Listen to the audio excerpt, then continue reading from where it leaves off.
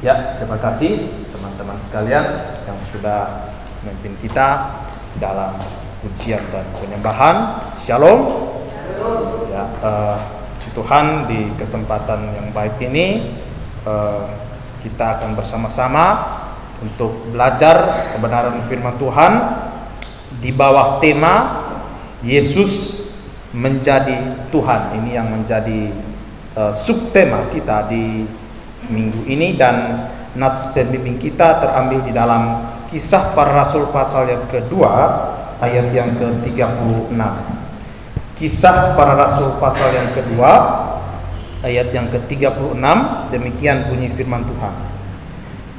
Jadi seluruh kaum Israel harus tahu dengan pasti bahwa Allah telah membuat Yesus yang kamu salibkan itu menjadi Tuhan dan Kristus. Sekali lagi saya bacakan bagi kita semua. Jadi seluruh kaum Israel harus tahu dengan pasti bahwa Allah telah membuat Yesus yang kamu salibkan itu menjadi Tuhan dan Kristus. Bapak Ibu Saudara jemaat yang dikasihi Tuhan, sejenak kalau kita membaca teks ini, dan kalau saya boleh bertanya kepada Bapak Ibu Saudara sekalian, kira-kira apa yang menjadi kesan pertama kita ketika kita membaca teks ini? Mungkin beberapa di antara kita akan berkata bahwa teks ini sebenarnya mau mengajarkan kepada kita bahwa Yesus itu, dia pada mulanya itu bukan Tuhan yang sejati. Dia bukan Tuhan dalam pengertian yang sesungguh-sungguhnya, dalam pengertian yang setinggi-tingginya, tetapi Yesus itu oleh Allah dijadikan sebagai Tuhan. Nah, mengapa demikian? Karena kalau kita membaca teks ini secara eksplisit, dikatakan bahwa Allah lah yang membuat Yesus menjadi Tuhan dan Kristus. Dan dengan demikian kita mungkin bisa menyimpulkan bahwa pada mulanya Yesus itu secara hakikat bukan Tuhan, tetapi menurut ayat ini oleh Allah Yesus kemudian dijadikan atau diangkat menjadi Tuhan. Nah, pernyataan seperti ini juga sering dilontarkan oleh sebagian orang yang sesungguhnya mereka sama sekali tidak mempercayai bahwa Yesus itu adalah Tuhan. Orang-orang yang berasal dari agama-agama lain boleh dikatakan bahwa mereka tidak percaya bahwa Yesus itu adalah Tuhan. Paling-paling mereka ini hanya menganggap bahwa Yesus itu hanyalah seorang nabi mungkin, atau mungkin mereka hanya menganggap bahwa Yesus ini adalah seorang guru, atau mungkin mereka hanya menganggap bahwa Yesus ini adalah satu tokoh dengan teladan moral yang baik dan harus dicontoh dalam hidup sehari-hari. Tapi bahwa dia adalah Tuhan dan Allah yang sejati, tidak semua orang mau mengakui dan mau menerimanya. Saudara-saudara sekalian, ada banyak orang-orang dari agama lain sukar sekali bagi mereka untuk menerima fakta bahwa Yesus itu adalah Tuhan. Apalagi kalau kita mau mengaitkannya dengan kemanusiaan Yesus yang kita yakini merupakan salah satu dari natur Kristus, bahwa selain dia adalah Tuhan, dia adalah Allah, dia juga adalah manusia. Dan pertanyaan yang sering diajukan adalah bagaimana bukti Yesus yang adalah manusia bisa dijadikan sebagai Tuhan. Saudara-saudara, kalau kita melihat, mengamati, sebenarnya pertanyaan-pertanyaan seperti ini bisa kita jawab dengan mudah. Kenapa? Karena manusia tentu saja tidak bisa menjadi Tuhan. Tapi kalau sebaliknya Tuhan mau jadi manusia, maka itu bisa sangat mungkin terjadi. Mengapa?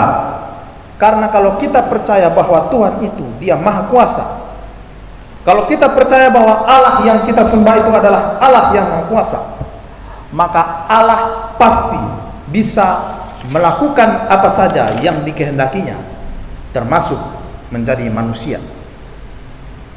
Kalau Tuhan mau jadi manusia, apa sukarnya?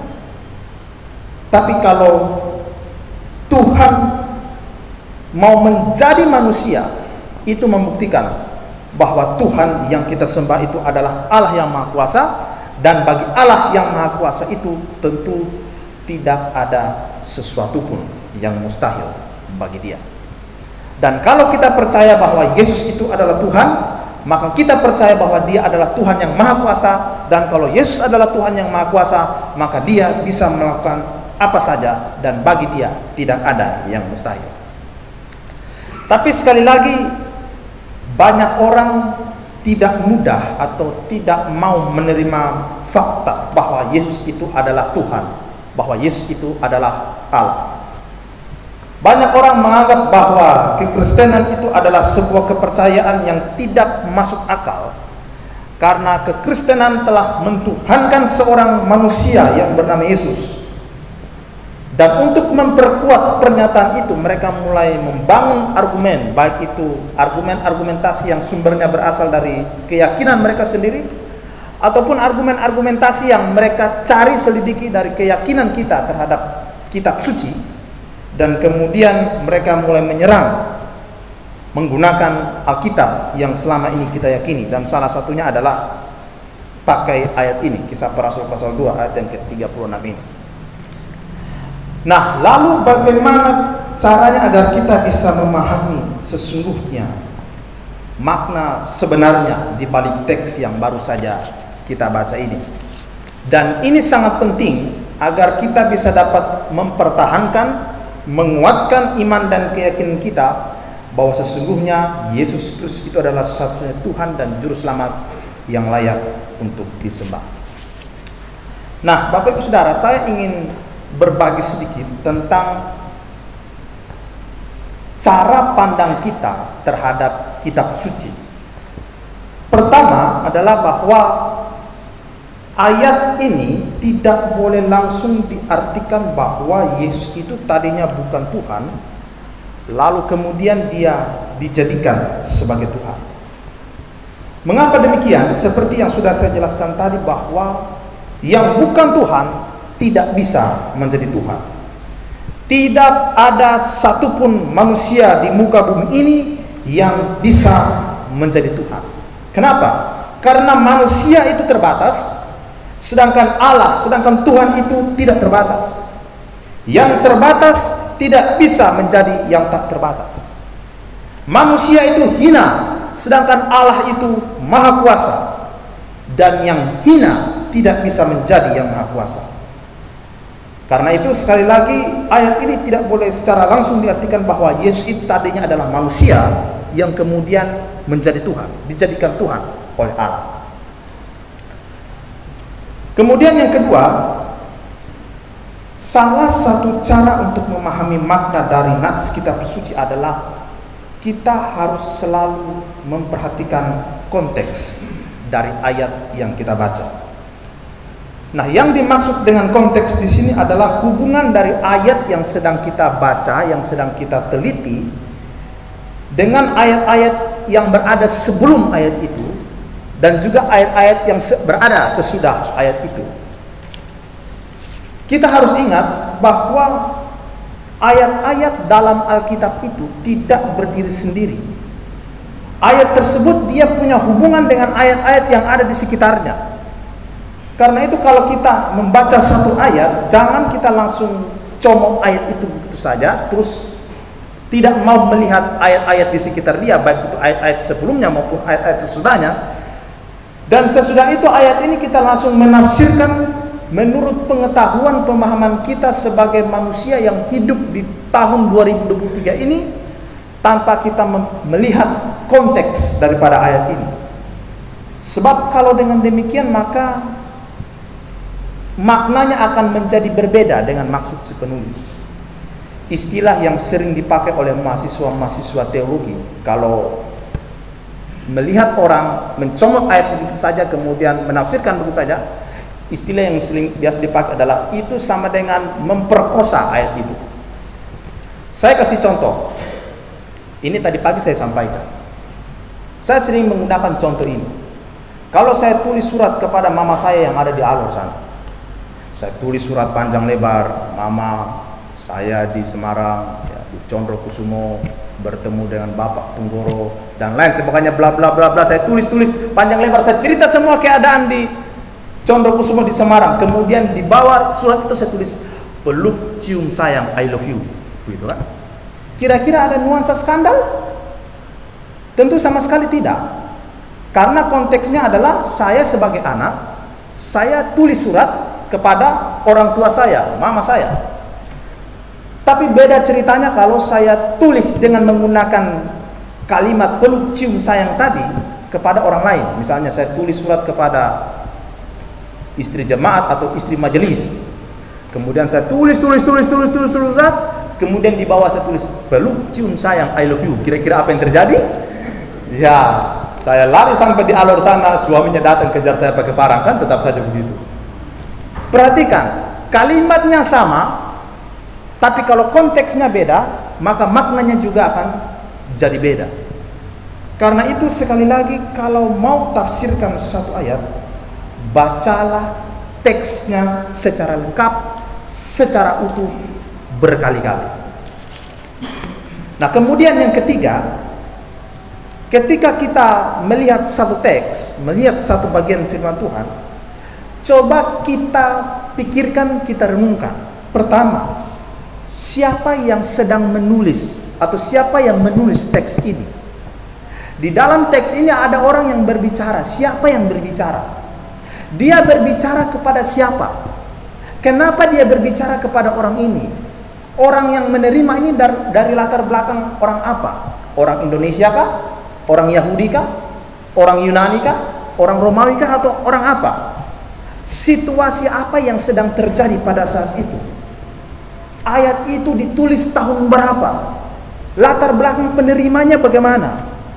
Dan lain sebagainya. Itu semua harus kita perhatikan. Mengapa ini penting? Kita harus ingat bahwa kitab suci kita ini ditulis ribuan tahun yang lalu. Dan tulisan-tulisan dalam kitab suci itu bukan kita yang menjadi orang pertama membacanya. Kitab suci itu ada orang yang pertama kali membacanya, yaitu orang-orang yang sudah hidup ribuan tahun yang lalu. Kitab suci tidak pernah ditulis untuk pertama kali untuk dibaca oleh orang-orang yang hidup zaman sekarang di tahun 2023. Tetapi mereka yang pertama kali baca ini, atau mereka yang pertama kali kepada mereka ditujukan ayat ini atau firman ini, adalah mereka yang sudah hidup ribuan tahun yang lalu. Karena itu ketika kita membaca sebuah teks, kita jangan langsung cepat-cepat gunakan logika kita sebagai orang Indonesia yang hidup saat ini di tahun 2023 untuk mengetahui teks yang telah ditulis ribuan tahun yang lalu kepada orang yang telah hidup ribuan tahun yang lalu dengan latar belakang budaya yang berbeda dengan kita, negara yang berbeda dengan kita, dan pengertian yang berbeda dengan kita. Karena kalau itu yang kita lakukan, kita tidak akan memahami teks secara utuh. Dan inilah sebuah kesalahan yang sering dilakukan oleh orang-orang yang ketika melihat teks, mereka langsung melihat dan coba mulai mengerti dengan pemahaman dia di masa kini tanpa melihat latar belakang daripada teks ini. Dan itu adalah sebuah kesalahan yang besar. Karena itu sekali lagi, kalau kita membaca sebuah teks, cobalah untuk berusaha mengerti akan situasi yang terjadi pada saat itu. Siapa yang sedang mengucapkan hal itu? Kepada siapa? Situasi apa yang sedang terjadi pada waktu itu? Sehingga pesan itu harus disampaikan kepada mereka. Nah, dengan demikian baru kita bisa memahami arti teks secara utuh, dan itu hanya bisa dilakukan dengan cara membaca teks itu secara keseluruhan, berulang-ulang. Dosen hermeneutika saya, dosen perjanjian baru saya di STI bilang begini, cukup baca teks saja. Misalkan kalau saya mau menafsirkan sebuah ayat atau mengkhotbahkan satu perikop, tidak usah sekolah teologi sampai S2, S3. Bacalah perikop itu berkali-kali, benar-benar 100 kali dalam satu waktu. Ketika kamu selesai baca 100 kali, khotbahlah. Khotbahmu sudah jadi bagus. Kenapa begitu? Karena ketika kita membaca teks itu berkali-kali, kita mulai mengerti, berusaha untuk mengerti situasi yang sedang terjadi. Kenapa teks ini disampaikan? Apalagi kalau membaca surat-surat. Nah, surat-surat itu biasanya ditulis itu karena ada masalah-masalah tertentu yang terjadi.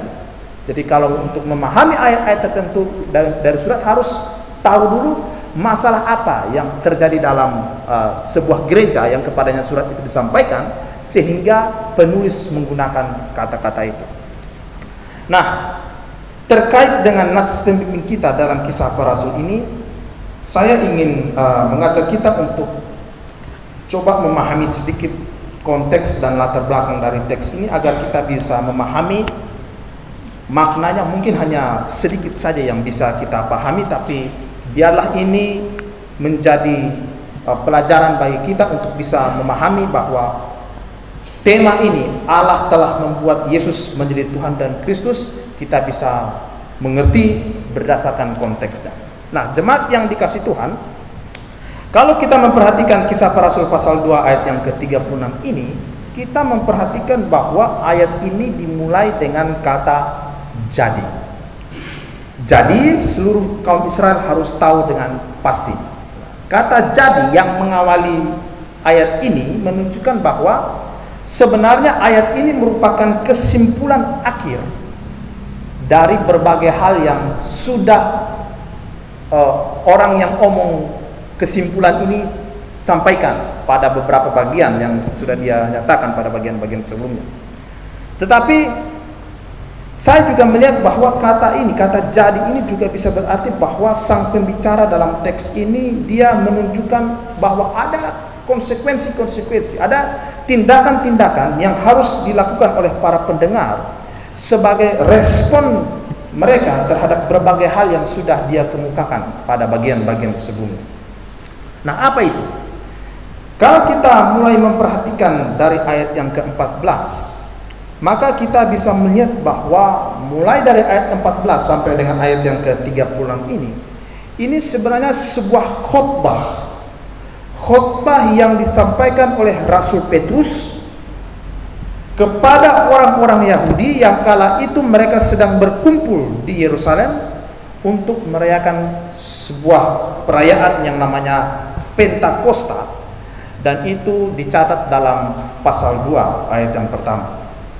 Hari Pentakosta yang dibicarakan dalam Kisah Para Rasul 2 ayat yang ke-1 ini adalah hari Pentakosta orang Yahudi atau hari Pentakosta Perjanjian Lama, yakni hari ke-50 setelah Paskah mereka atau Paskah orang Yahudi, yaitu Paskah yang memperingati hari mereka nenek moyang mereka keluar dari Mesir. Dan ini Pentakosta ini untuk memperingati pemberian 10 hukum atau 2 loh batu yang dari Tuhan itu, dan ini adalah sebuah perayaan syukur karena panen gandum yang telah dilakukan setelah 49 hari, dan hari ke-50 mereka merayakannya dengan syukur. Dan hari Pentakosta ini disebut sebagai hari raya 7 minggu atau pesta panen. Coba kita lihat di dalam Ulangan pasal 16 ayat yang ke-10, di situ dibilang, kemudian haruslah engkau merayakan hari raya 7 minggu. Kalau dalam bahasa Indonesia sehari-hari, pesta panen, harvest festival. Dan pada hari itu orang Israel tidak boleh bekerja. Mereka harus berkumpul pada satu tempat untuk merayakan perayaan itu.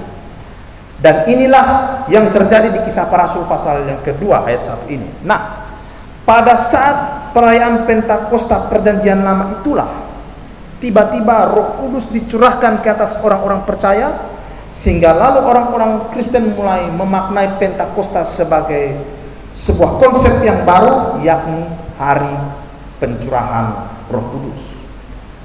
Nah, ketika di hari itu, ketika orang-orang Yahudi pada waktu itu mereka berkumpul untuk merayakan Pentakosta, tiba-tiba Roh Kudus turun ke atas orang percaya, termasuk kepada para murid-murid Yesus. Roh Kudus turun ke atas mereka, memenuhi mereka, kemudian lahirlah sebuah lembaga yang disebut gereja.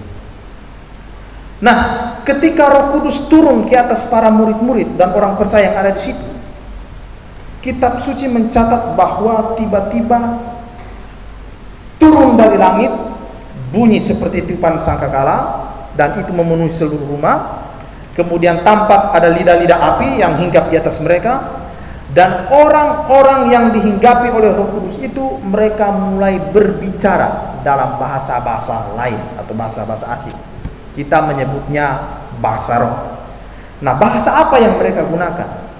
Kalau kita melihat di dalam Kisah Para Rasul pasal 2, di situ jelas bahasa-bahasa itu bukan bahasa-bahasa dari planet lain atau berasal dari dunia mana gitu. Bahasa-bahasa itu adalah bahasa-bahasa di dunia. Disebutkan bahasa orang Partia, orang Media, Elam, Mesopotamia, Yudea, Kapadokia, Pontus, Asia, Kreta, Arab, Roma, dan masih banyak bahasa-bahasa lain. Jadi ini bukan bahasa di luar bumi, di luar dunia. Ini adalah bahasa manusia di dunia.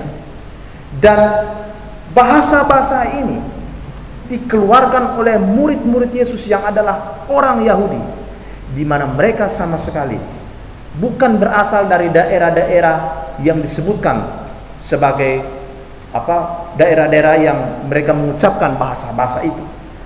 Tapi ketika mereka dipenuhi oleh Roh Kudus, mereka diberikan kemampuan untuk bisa berkhotbah, memberitakan Injil, berbicara tentang Yesus Kristus yang telah mati dan bangkit itu dalam bahasa-bahasa lain yang kemungkinan besar mereka belum pernah sama sekali mendengar ataupun mempelajarinya. Tapi kita melihat ketika Roh Kudus turun ke atas mereka, mereka dimampukan untuk bisa mengucapkannya, supaya orang-orang yang hadir pada waktu itu di Yerusalem, mereka yang berasal dari berbagai negara di belahan dunia, bisa mendengar firman, bisa mendengar Injil dalam bahasa-bahasa mereka sendiri. Dan jemaat yang dikasihi Tuhan, ketika orang-orang dari berbagai negara yang hadir pada waktu itu, mereka melihat, mereka mendengar murid-murid bisa menyampaikan firman Tuhan dalam berbagai bahasa yang biasanya mereka pakai di negara mereka masing-masing. Kita melihat mereka sungguh sangat terkejut, mereka sangat terheran-heran, mereka sangat tercengang-cengang, mereka seperti merasa tidak percaya dengan apa yang terjadi pada waktu itu. Karena bagi mereka, kejadian itu terjadi di luar nalar mereka, itu di luar logika, tidak masuk di akal sehat manusia. Mungkin mereka bertanya-tanya, bagaimana mungkin orang-orang ini adalah orang-orang sederhana, tapi mereka bisa mengerti dan berbicara dalam berbagai macam bahasa yang biasanya kita pakai di negara dan daerah kita masing-masing. Mereka seperti tidak percaya dengan apa yang terjadi. Itulah sebabnya kalau kita perhatikan di ayat yang ke-13, beberapa orang mengira bahwa ketika murid-murid itu mereka mengucapkan bahasa-bahasa lain itu, mereka mengira bahwa murid-murid itu sedang mabuk oleh anggur. Karena mereka sama sekali tidak percaya, tidak mengira, tidak menyangka bahwa hal itu sungguh bisa terjadi. Ini sesuatu yang sungguh tidak masuk akal, sungguh di luar nalar. Sehingga mereka berkesimpulan bahwa murid-murid itu sedang mabuk oleh anggur. Tapi ketika mendengar tuduhan itu, para rasul ini langsung bangkit berdiri dan membantahnya. Dan yang paling menonjol itu adalah Petrus. Kalau kita lihat di dalam Kisah Para Rasul pasal 2 ayat yang ke-14, di situ dikatakan, bangkitlah Petrus berdiri dengan ke-11 rasul itu. Di sini kita melihat bahwa ada suatu keberanian yang luar biasa dari para murid untuk mereka menentang tuduhan itu dan untuk menyampaikan firman Tuhan, untuk menyampaikan Injil kepada orang-orang Yahudi. Mereka berani, dan keberanian ini juga nampak lewat kata-kata yang digunakan oleh Petrus dalam khotbahnya. Pasal 2 ayat yang ke-23 dan 36. Dia yang diserahkan Allah menurut maksud dan rencananya telah kamu salibkan dan kamu bunuh. Ini keberanian Petrus terhadap orang-orang Yahudi. Kemudian ayat yang ke-36, bahwa Allah telah membuat Yesus yang kamu salibkan itu. Jadi di sini kita bisa melihat bahwa murid-murid dengan penuh keberanian mereka bisa menegur orang-orang Yahudi, terutama Petrus. Ini kontras sekali dengan kondisi mereka pada waktu Yesus disalibkan, di mana ketika Yesus ditangkap dan disalibkan, murid-murid semua takut dan lari. Tetapi yang lebih menonjol adalah Petrus. Kenapa? Karena dia pernah menyangkal Yesus sebanyak 3 kali. Bahkan pada hari Minggu, di mana Kristus dibangkitkan, mereka juga berada dalam ketakutan yang hebat sebelum Yesus menemui mereka. Yohanes pasal 20 ayat yang ke-19. Ketika hari sudah malam pada hari pertama minggu itu, berkumpullah murid-murid Yesus di suatu tempat dengan pintu-pintu yang terkunci karena mereka takut kepada orang-orang Yahudi. Murid-murid dalam keadaan takut. Tapi 50 hari kemudian kita melihat situasi yang berbeda. Petrus yang berbeda. Murid-murid dan Petrus adalah orang-orang yang sekarang adalah orang-orang pemberani. Mereka berani berbicara tentang Yesus kepada orang-orang Yahudi. Orang-orang Yahudi yang sama yang mereka takuti 50 hari yang lalu. Tapi sekarang mereka memiliki keberanian dan berani menantang mereka yang telah melakukan kejahatan kepada Yesus. Mengapa hal ini bisa terjadi? Tentu ini akibat Roh Kudus yang mereka terima sesaat sebelum mereka bangkit dan berbicara kepada orang Yahudi. Roh Kudus itulah yang memberikan keberanian kepada mereka untuk mereka bisa berbicara. Roh Kudus itulah yang memberikan kepada mereka kemampuan untuk bisa berkata-kata dalam bahasa lain. Roh Kudus itulah yang memberikan kepada mereka kemampuan untuk bisa berapologetika terhadap tuduhan bahwa mereka itu mabuk, untuk mereka berkhotbah, dan untuk mereka memberitakan Injil kepada orang-orang Yahudi, dan untuk menantang orang-orang Yahudi untuk percaya dan terima Yesus sebagai Tuhan dan Juru Selamat. Nah, Bapak Ibu Saudara sekalian, setelah Petrus membantah tuduhan orang-orang Yahudi bahwa mereka telah mabuk oleh anggur, di ayat yang ke-16 sampai ayat yang ke-21, Petrus kemudian menjelaskan bahwa peristiwa di mana rasul-rasul itu berbahasa lidah merupakan peristiwa penggenapan daripada nubuatan Nabi Yoel. Itu kita bisa lihat di dalam ayat 16 sampai ayat 21. Kalau kita melihat di bagian itu, Petrus mau menegaskan kepada orang-orang Yahudi, di mana ketika mereka keheranan melihat situasi yang terjadi dan peristiwa yang dialami oleh murid-murid itu, ketika mereka berbahasa lidah, murid-murid mereka menuduh murid-murid bahwa murid-murid itu mabuk oleh anggur. Tetapi bagi Petrus, dia menjelaskan bahwa apa yang terjadi dan yang mereka saksikan itu bukan karena murid-murid mabuk oleh anggur, tetapi itu adalah pekerjaan langsung dari Allah, seperti yang telah dinubuatkan dalam kitab Nabi Yoel, bahwa Allah akan memperlengkapi umatnya dengan berbagai tanda-tanda dan mujizat-mujizat ilahi, dan semuanya itu diperuntukkan agar Injil dapat diberitakan kepada semua orang dari berbagai golongan, dari berbagai macam bangsa, dari berbagai macam bahasa. Dan siapa yang berseru kepada nama Yesus dan percaya pada nama itu, dia pasti akan diselamatkan. Jadi jelas bahwa tujuan daripada pemberian karunia, tanda, kuasa, mujizat yang terjadi pada waktu itu adalah untuk pemberitaan Injil dan untuk menjangkau jiwa-jiwa untuk diselamatkan kepada Tuhan. Dan itu sungguh benar terjadi. Kalau kita membaca di ayat selanjutnya, ada 3.000 orang yang sadar bahwa mereka telah berdosa di hadapan Allah. Mereka telah menolak Yesus dan mereka datang menerima Yesus sebagai Tuhan dan Juru Selamat, dan mereka disebut gereja pertama.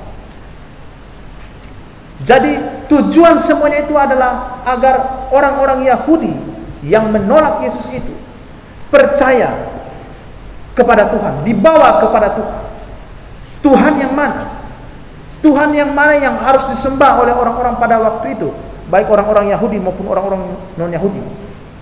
Di ayat selanjutnya, Petrus mulai memberitakan Injil. Di ayat 22, Petrus mulai berbicara tentang Yesus sebagai pribadi yang sebenarnya telah ditentukan oleh Allah kepada mereka sebagai Mesias, yang selama ini sudah mereka nanti-nantikan bertahun-tahun untuk menjadi penyelamat yang akan membebaskan mereka. Tetapi sungguh sangat tragis ketika Mesias itu datang, Yesus datang kepada mereka, mereka justru menolaknya, mereka menyalibkannya, dan mereka membunuhnya. Tetapi meskipun dia telah dibunuh oleh kedurhakaan mereka, Petrus menjelaskan bahwa kebangkitannya sesungguhnya membuktikan bahwa kematian itu sebenarnya sama sekali tidak memiliki kuasa apapun terhadap Yesus.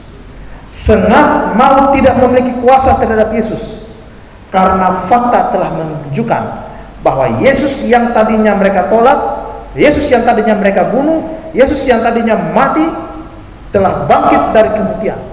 Dan murid-murid adalah saksi hidup yang telah menyaksikan, melihat secara langsung dengan jelas bahwa pria yang pernah mereka tolak, yang mereka seret, yang pernah mereka bunuh, bangkit dari kematian.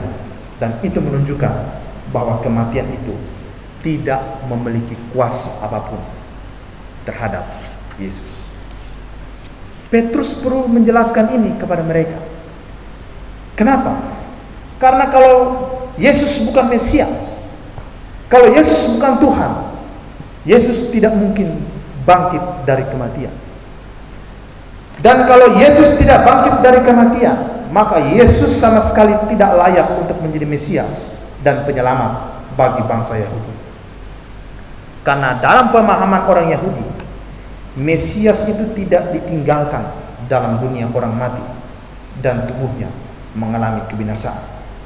Bagaimana mungkin ada seorang Mesias yang mau menyelamatkan sebuah bangsa yang besar, tetapi dia tidak bisa menyelamatkan nyawanya sendiri, dia malah mati. Tetapi faktanya adalah Yesus bukan cuma bangkit dari kematian dan itu disaksikan langsung oleh para murid, tetapi Yesus juga naik ke surga.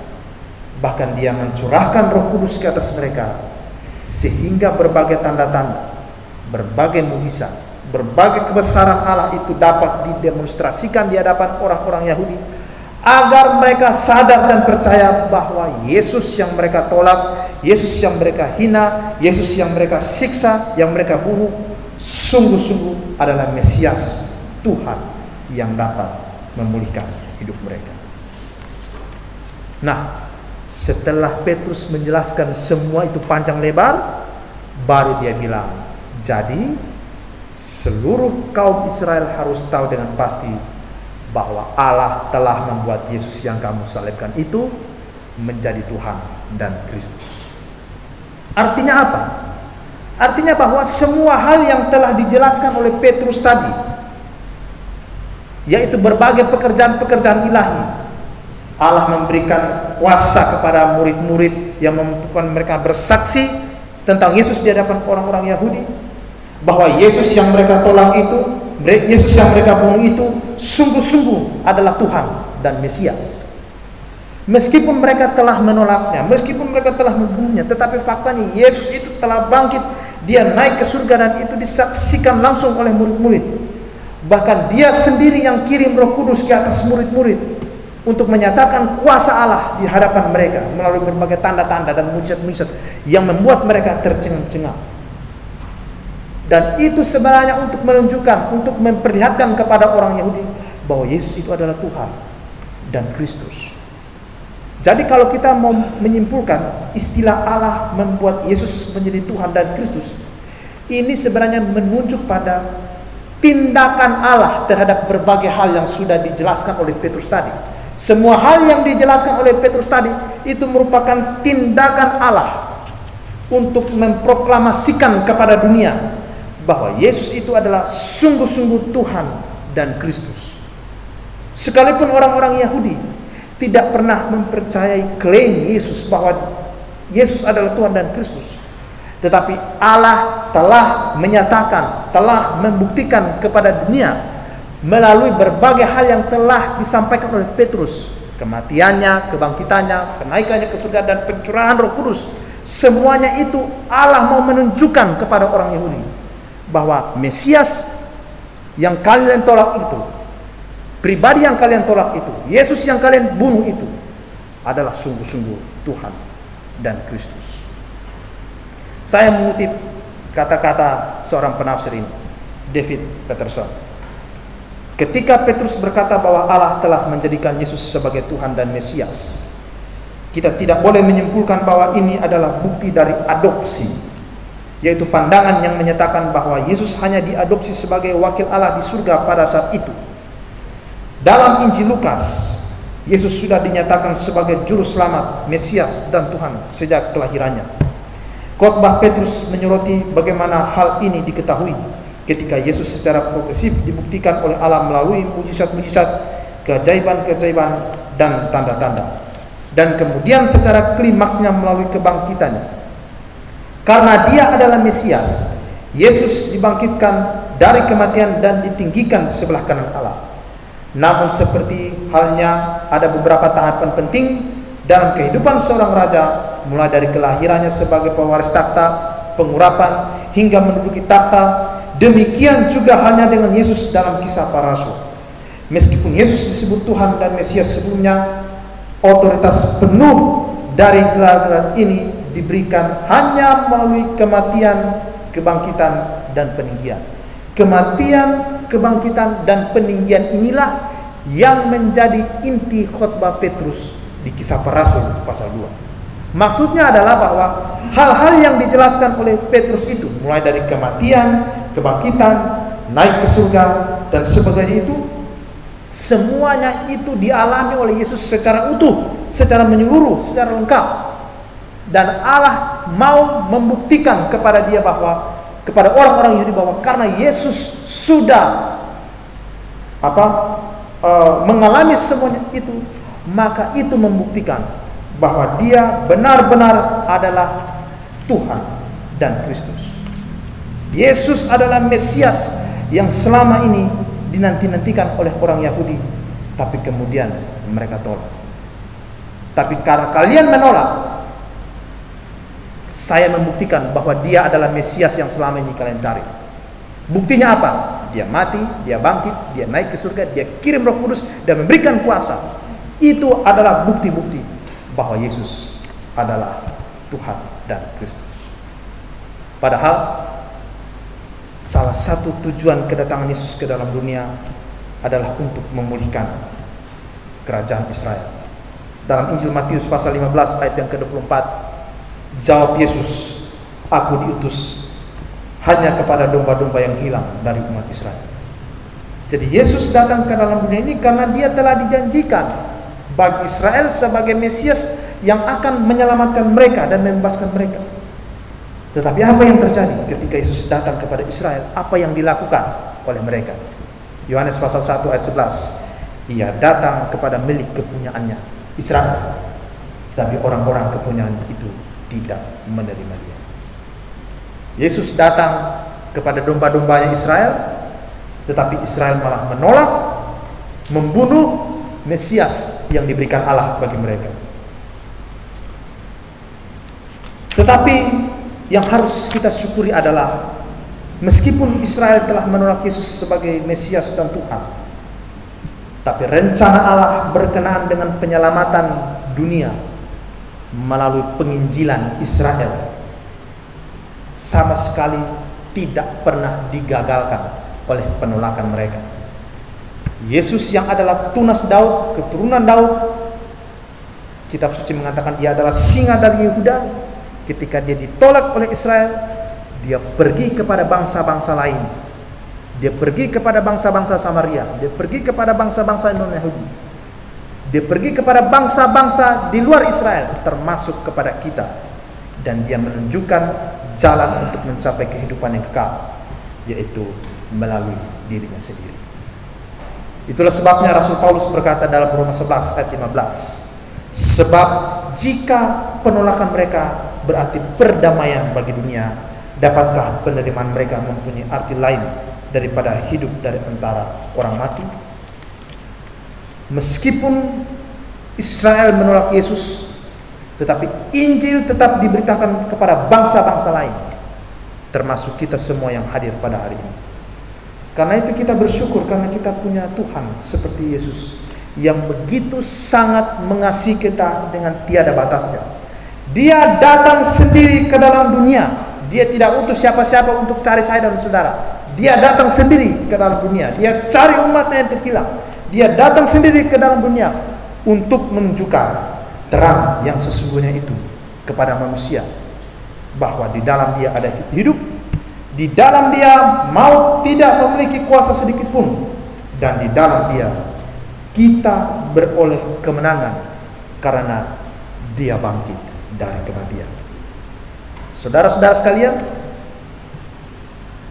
kiranya firman Tuhan hari ini semakin meneguhkan iman kita agar sedikit pun kita tidak bergeser dari iman keyakinan kita bahwa Yesus Kristus itu adalah satu-satunya Tuhan dan Juru Selamat kita. Kenapa? Kitab suci menunjukkan bahwa Yesus telah memenuhi semua syarat untuk menjadi Tuhan dan Juru Selamat, dan tidak ada pribadi lain di luar Yesus yang memenuhi kriteria itu. Yesus memang pernah mati, tapi dia sudah bangkit. Dia bukan saja sudah bangkit, tapi sekarang dia ada di surga, dan suatu saat dia akan datang kembali untuk jemput kita, supaya kita tinggal bersama dia selama-lamanya di surga. Karena itu, seperti seruan Petrus kepada orang-orang Yahudi, biarlah kita semua juga tahu dengan pasti bahwa Yesus itu sungguh-sungguh Tuhan dan Kristus, Allah yang layak disembah, Allah yang perkasa, Allah yang sanggup menyelamatkan kita. Sebentar lagi kita akan memasuki libur lebaran ya. Bapak Ibu Saudara akan pulang kampung ya, ketemu dengan sanak saudara, famili. Mungkin ada yang belum percaya Yesus. Jangan lupa, beritahu mereka, Yesus yang disalibkan itu sudah bangkit. Dia adalah Tuhan, dia adalah Kristus, dan siapa yang percaya kepada dia selamat, yang tidak percaya binasa. Sampaikanlah itu kepada saudara-saudara seiman, saudara-saudara, bapak saudara di kampung, agar suatu saat kita reuni sama-sama di surga. Amin. Shalom Bapak Ibu Saudara yang kasih Tuhan. Puji Tuhan, kita akan menyimak beberapa warta yang perlu menjadi perhatian kita semua.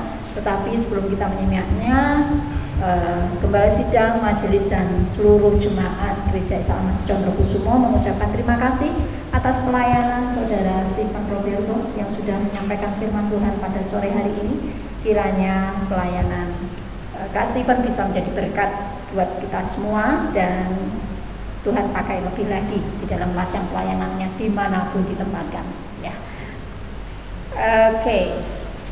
Untuk kegiatan sepekan ya, hari Selasa tanggal 18 April 2023 pukul 18.30 masih ada persekutuan doa malam dengan petugas Ibu Kristiana SW. Untuk KPK di hari Jumat diliburkan karena sudah masuk di dalam libur lebaran ya. Kemudian untuk ibadah anak-anak atau CKK juga diliburkan. Kemudian untuk ibadah minggu pada tanggal 23 April 2023 hanya ada satu kali ibadah di ibadah pagi. Jadi ibadah sore digabung di ibadah pagi. Yang biasa datang sore jangan kecelek karena sudah digabung pagi ya, dengan petugas Asher, Bapak Ibu Lukas Purwanto, Majelis Pendamping Diaken Danu, Pujian Ibu Riati, Diaken Suharti dan Ibu Ana Saryati, kemudian LCD Saudara Kavi, Firman Tuhan akan disampaikan oleh Penatua Paulus Sumarno, doa syafaat dipimpin Ibu Paulina, pengumuman Ibu Tika, musik akan dilayani oleh Bapak Eko Budi, Saudara Dian, dan Bapak Andrianto, soundman Saudara Bayu, tapi nggak tahu, nanti mungkin ada penggantinya ya. Baik, jangan lupa Bapak Ibu yang biasa datang sore, ibadah sore, untuk minggu depan tidak ada ibadah sore, datanglah di ibadah pagi ya. Untuk warta keuangan bisa Bapak Ibu baca sendiri di WA group yang sudah disampaikan. Mungkin hanya mengingatkan untuk panitia CA50 masih membutuhkan dana ya sebesar 18.376.000 yang masih dibutuhkan. Jadi untuk Bapak Ibu yang masih ingin memberikan persembahan kasihnya untuk kepanitiaan dan juga untuk kegiatan-kegiatan mendukung kegiatan CA50, silahkan untuk bisa menghubungi bendahara panitia Ibu Kristiana SW atau memasukkan dalam amplop di kotak dengan dituliskan saja untuk panitia CA50, begitu ya. Kita mau dukung sama-sama program gereja. Kalau gereja kita sudah punya sekolah PAUD yang sudah berjalan hampir 1 tahun, untuk tahun fiskal baru nanti akan dibuka pendaftaran. Mulai bulan ini sudah dibuka pendaftaran. Jadi Bapak Ibu, saudara yang terkasih, kalau punya tetangga atau saudara yang berusia 3 tahun sampai 4 tahun bisa dijawil, diworo-woro kalau di gereja kita sudah punya sekolah untuk bisa mendaftarkan di tempat ini ya. Dan persyaratannya hanya fotokopi akte kelahiran, fotokopi KK, fotokopi KTP ortu, kemudian fotokopi KMS dan foto pas foto 3x4 sebanyak 4 lembar. Itu saja pengumuman yang perlu kita perhatikan pada kesempatan sore hari ini. Tuhan Yesus memberkati. Ya, terima kasih Om dan Pak Novi yang sudah memimpin kita dalam doa dan menyampaikan pengumuman. Saya mengundang untuk TPAW bisa maju. Kita akan mengakhiri ibadah pada sore hari ini. Saya mengundang jemaat untuk bangkit berdiri. Kita akan arahkan hati kita akan angkat tangan kita akan terima berkat yang sudah Tuhan sediakan buat kita semua. Haleluya.